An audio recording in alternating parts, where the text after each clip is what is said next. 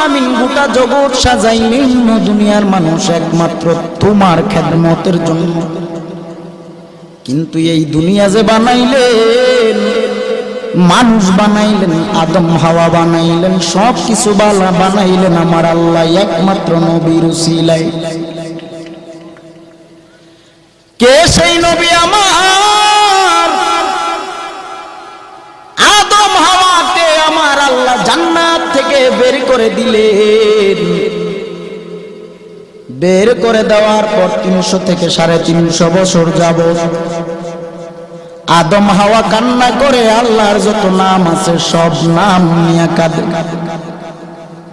গফুরুর রহিম নাম তোমার আল্লাহু আল্লাহু আল্লাহু রহিম রহমান নাম তোমার আল্লাহু।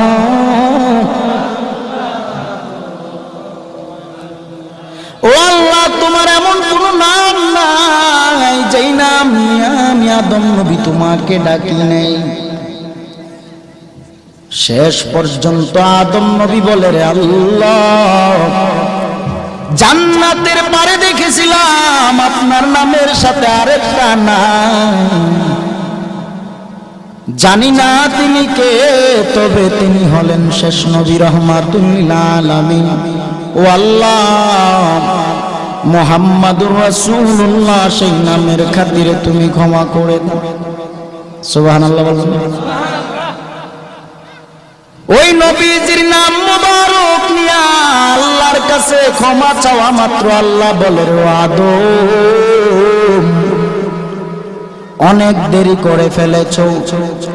জান্নাত থেকে যখন তোমাকে বের করে দেই তখনই যদি তুমি আমি আল্লাহর নামটা নিতা আর আমার বন্ধু নবীর নাম নিয়ে আমি আল্লাহর কাছে আরজি জানাইতা, এরে আদম 350 বছর কান্না করা লাগতো না।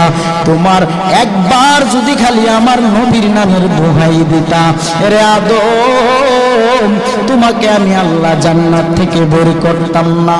এরে নবীর উম্মতের দল, ও খাগালিয়ার মানুষ, কে সেই নবী আমার যেই নবীর জন্য গোটা জগৎ পাগল। আমরা